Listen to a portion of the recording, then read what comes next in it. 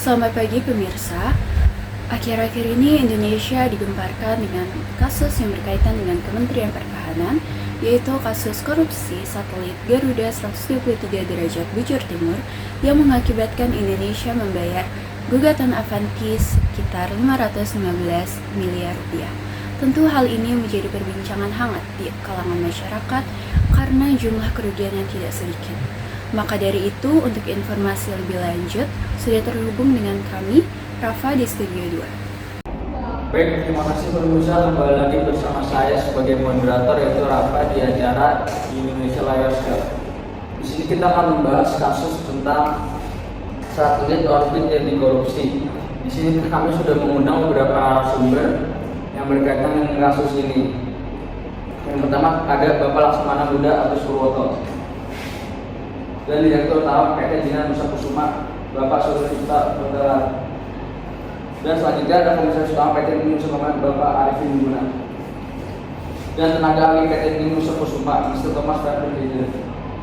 Juga perwakilan tim penyidik Koneksitas Kejaksaan Agung yang sekaligus Kepala Pusat Penerangan Hukum Kejaksaan Agung Bapak Ketut Sumedana.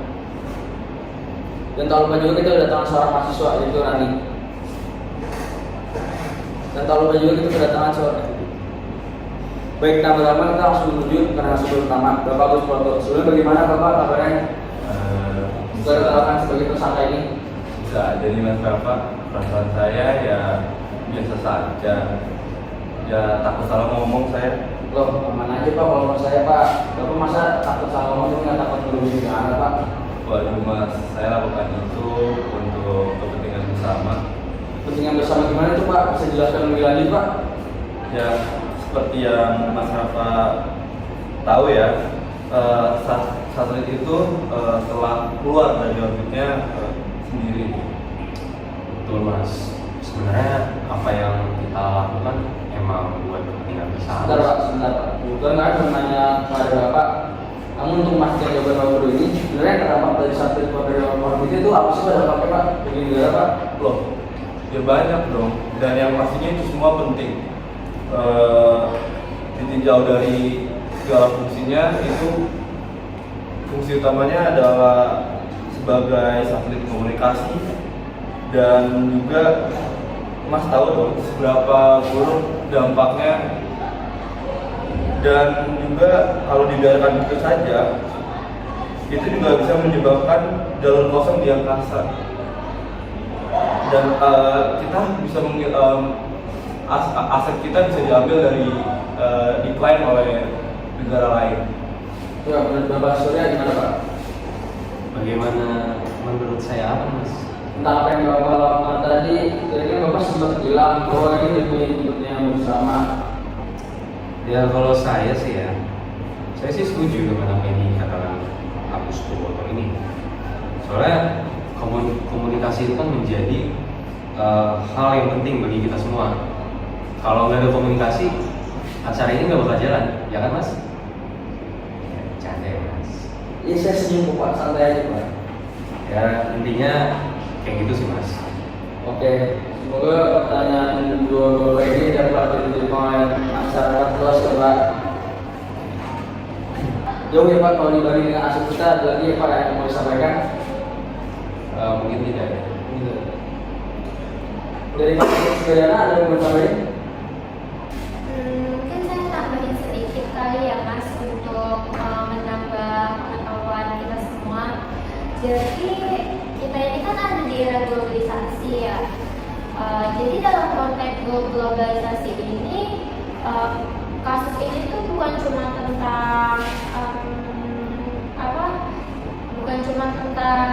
kerugian negara, tapi juga tentang bagaimana kita menjaga integritas dalam pengaruh budaya asing, teknologi satelit, komunikasi lintas negara, dan juga kerjasama internasional kan juga merupakan bagian dari globalisasi ya, yang bisa membawa pengaruh manfaat dan juga tantangan. Jadi Bapak bilang sudah tantangan itu maksudnya tantangan yang seperti apa ya? Jadi tantangan yang saya maksud itu sebagai Indonesia itu, sebagai bangsa itu harus berpegang teguh pada pedoman kita, yaitu Pancasila dan Undang-Undang Dasar 1945. Ya, kasus seperti ini kan juga bukan juga soal kerugian negara aja kan, tapi ini tuh juga berhadapan dengan perusahaan multinasional ya. Jadi kita tuh harus berintegritas dengan kedaulatan hukum. Jadi kita tuh nggak bisa asal ngikutin arus globalisasi ya. Jadi harus difilter juga yang baik dan buruknya. Terus jadi kalau hukum dan pengawasan kita lemah, itu bisa aja kasus kayak gini tuh bakal terjadi lagi dan lagi. Jadi globalisasi itu adalah alasan telah dari kasus ini ya Pak? Seperti apa? Betul Mas, jadi di satu sisi ini globalisasi itu kan membuka pintu teknologi, investasi dan juga koneksi ya. Tapi di lain sisi, kalau kita nggak punya sistem pemerintahan yang baik dalam arti militer dan juga ketahanan hukum, negara kita tuh bakalan gampang banget dimanfaati sama pihak asing. Dan maka dari itu kita harus membentuk karakter yang berintegritas dan juga menjaga transparansi sejak dini. Kita sebagai aparat hukum juga harus berupaya memastikan bahwa bangsa Indonesia itu harus tetap berdaulat dengan hukum dan moral di era globalisasi ini. Itu lanjut deh ke Pak Arifin. Ya. Untuk Pak, gimana Bapak sendiri setelah ditetapkan vonis 12 tahun penjara Pak? Saya mungkin bingung aja ya Mas. Nanti 12 tahun saya ngapain aja enaknya. Canda Mas. Iya nggak apa Pak, saya juga dari setahun tahun Pak sampai. Itu Mas bisa diganti Indonesia lebih pro. Boleh Pak, tapi Bapak punya saya sama produsernya diganti ya Pak? Ya. Kembali ke pertanyaan Mas Rafa. Perasaan saya sih pasti sedih ya. Apalagi di sini saya nggak bisa leluasa ketemu keluarga saya. Namun bagaimana lagi dari konsekuensi saya. Betul Pak, konsekuensi Pak. Tapi kayaknya saya masih mendiang Mas. Teman saya ini rumahnya keluarganya jauh. Ya, sama. Oh iya, saya lupa nih. Saya tuh komunikasi sama teman saya ini perlu dengan bahasa Inggris sekarang enggak ya? Aduh, nggak usah lah ya Mas, udah melokal ya. Oh baik. Saya dengar peserta Mas ini hukumannya dikurangi gara-gara bersikap sopan di depan hakim ya, kalau belum pernah kenal sebelumnya.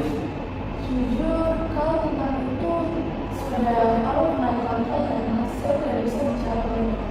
Tapi betul kan kejadiannya seperti itu? Mungkin bisa dibilang seperti itu ya Mas. Mungkin bisa dikasih tahu bisa gimana caranya biar dikurangi vonisnya oleh hakim karena bersikap baik. Saya tidak bisa bicara banyak tentang ini karena sebenarnya yang mengatur tentang baik menurutnya perilaku dari para tersangka adalah hakim sendiri ya Mas. Jadi saya tidak bisa menilai seperti apa harusnya saya. Ya saya cuma nanya kok, yang tidak beneran. Begini Mas, mungkin ini lebih karena saya sudah mengetahui tentang kesalahan saya ya, jadi saya bisa lebih kooperatif dalam proses penyelidikan ini.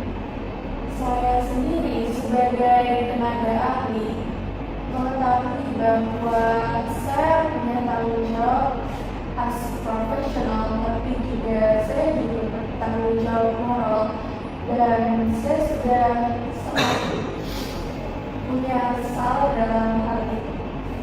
Baik, Kasus ini supaya sudah banyak berdampaknya pada banyak pihak, terutama pada kepercayaan antara kedua belah negara. Dan saya sudah berperan dalam merusak kepercayaan itu, tidak hanya dalam hubungan diplomatik,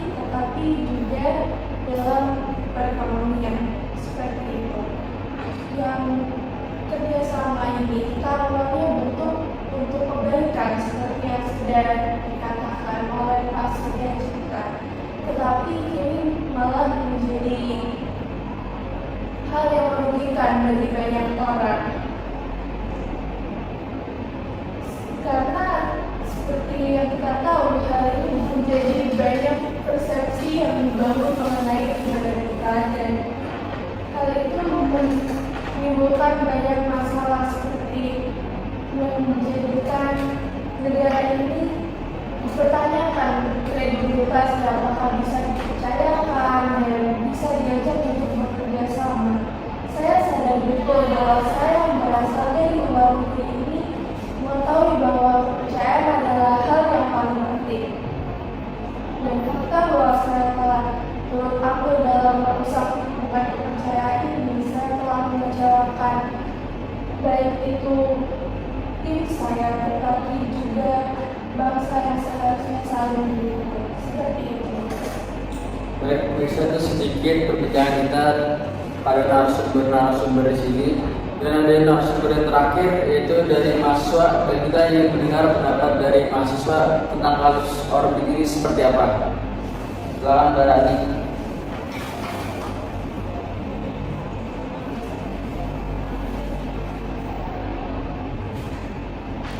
Menurut saya, bapak-bapak ini selalu ada dalih, selalu saja ada cara untuk mengelak, tapi tidak pernah ada kejujuran.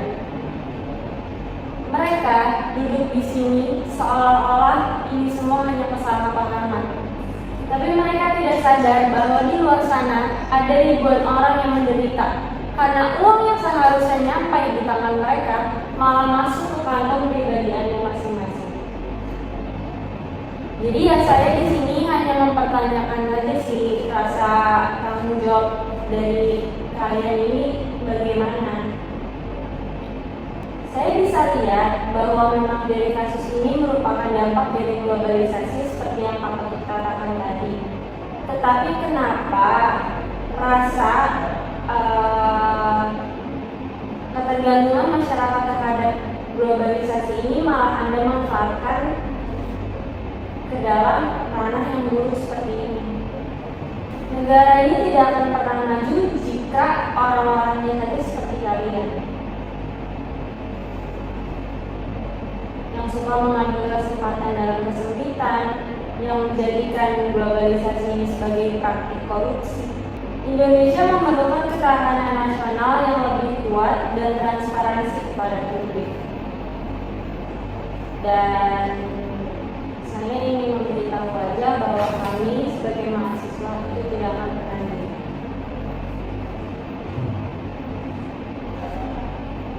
Baik, pemirsa, terima kasih Rani atas opininya. Gimana nih pemirsa penonton? Apakah mendapatkan opini-opini lain tentang kasus ini? Atau mungkin pemirsa pemikiran lain? Apa itu kami harapkan acara kami lain memberikan banyak insight baru untuk para pemirsa di rumah. Sekian acara kami, terima kasih. Balik studio 1.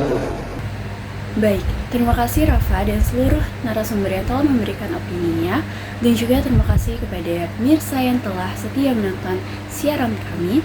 Selamat pagi, selamat beraktivitas. Nah, kesimpulan dari perbincangan tadi, yang jelas korupsi itu tentunya melanggar nilai-nilai yang terkandung dalam Pancasila dan juga UUD 1945 itu sendiri ya. Salah satu nilai yang difokuskan dalam dasar negara dan dasar hukum Indonesia itu adalah kedaulatan bagi seluruh bangsa Indonesia. Jika korupsi terjadi, kedaulatan berarti hanya berpihak kepada orang-orang yang memiliki jabatan dan dianggap terpandang di masyarakat. Korupsi ini tuh juga berdampak terhadap hubungan antar negara. Kerjasama yang dimiliki oleh Indonesia yang udah dibangun dengan negara lain tuh harusnya dijaga demi mempertahankan stabilitas diplomatik dan ekonomi masing-masing negara. Nah, namun dengan adanya korupsi yang terjadi, apalagi ya melibatkan pihak negara lain, hal ini tuh dapat menjadi ancaman bagi hubungan antar negara. Indonesia tuh juga masih kurang tegas akan transparansi hukum. banyak kasus yang tidak memberikan transparansi terhadap publik, makanya menimbulkan tanda tanya besar di masyarakat. Kurangnya transparansi hukum ini tuh pasti mempengaruhi kepercayaan masyarakat ya kepada lembaga hukum Indonesia, yang malah semakin hari itu semakin turun karena publik tidak diberitahu apa yang terjadi di balik hasil keputusan. Terima kasih.